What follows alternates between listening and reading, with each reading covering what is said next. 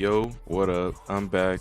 You know what it is. I'm back. Today I got y'all with a little guide how to start a reselling business. This is pretty easy, to be honest. You just gotta know a couple things and you're chilling for real. This business pulls in a lot of money, to be honest with you. Lots of money. A couple $1,000s a month, I think. It kind of depends on a couple factors, you know what I mean? But let's get right into it. This is gonna be mostly just tips on things you should know, things you gotta do, stuff like that. So yeah, the first thing you're gonna want is multiple people doing this with you. So it could be your friends, it could be your family. It doesn't really matter as long as you're all signed into the same like accounts and you're all like buying your reps and things like that.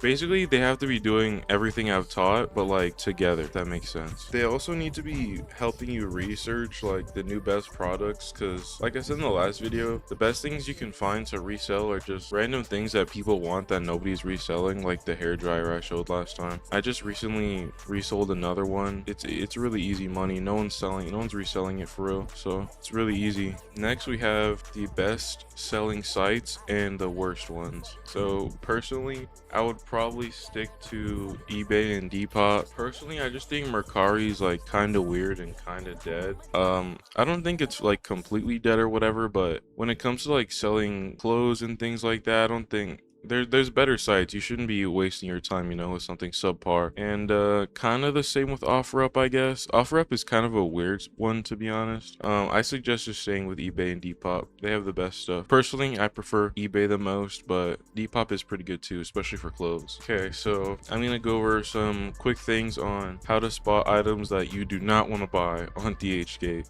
Okay, so we're here, search.bags, right? So let's go to, this one has 105 orders, right? Decent amount of orders, right? But if we go to the reviews, there are no photos that show the actual product on this. So this has 233 5-star reviews, but there's not a single picture of the actual bag. So personally, I don't think you should buy anything that doesn't have pictures on it, just as a rule of thumb. Even if you really want to sell it, just sell something else, man. If there's no pictures, I wouldn't take the risk unless you really want it. Unless you got the money like that, then sure, you can go for it. But personally, I don't think that's a good idea, you know what I mean?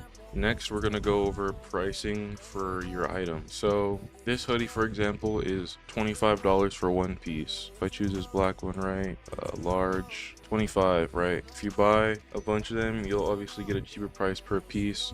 For this example, let's just assume you only get one. So now let's go on Depop and see what people are selling this specific hoodie for. So actually instead I went to eBay because it's easier to sort through already sold items, so you can see what other people already bought it and at what price. So we can go here to sold items. $100 for this red one right here, 130, 120, 199 for these pants, 90, 250, 130, 80. So basically anywhere between maybe $80 to $130, right? So you probably get away with 100, 110, something like that. They sold with only one bid at $100, so not too bad. Basically, if let's say for example, if you watch the best products to resell video, I talked about watches, and let me look it up real quick. Look at how expensive these are. $6,000, 54 bids, 12,000, 7,000, 8,000, 900, 3,400, 10,000, 42,000. So basically, here's the thing. Like I said, for the hoodies, I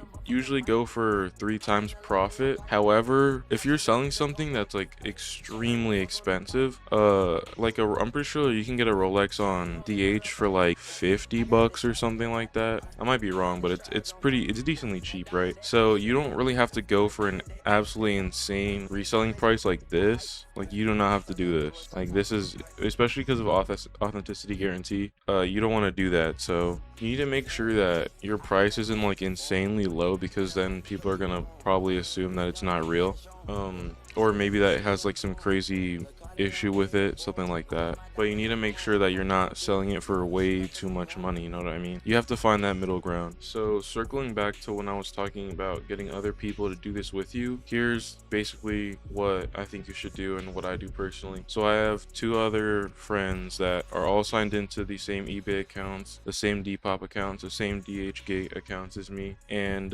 we all you know, look for products and things like that, and we save them so that everybody can see them. And we all just list up products on the same accounts and stuff like that. Obviously, if you have people doing this with you, you're gonna have to split profits and things like that, but as long as you're not stupid, you should be fine. And if you're the one spearheading this, you'll probably get the better profit margin, you know what I mean, or the best split. But I just make sure if you're doing this that you have some way to track how much money you're making and how much money you're spending. You definitely need to do that, because then it can get kind of dicey.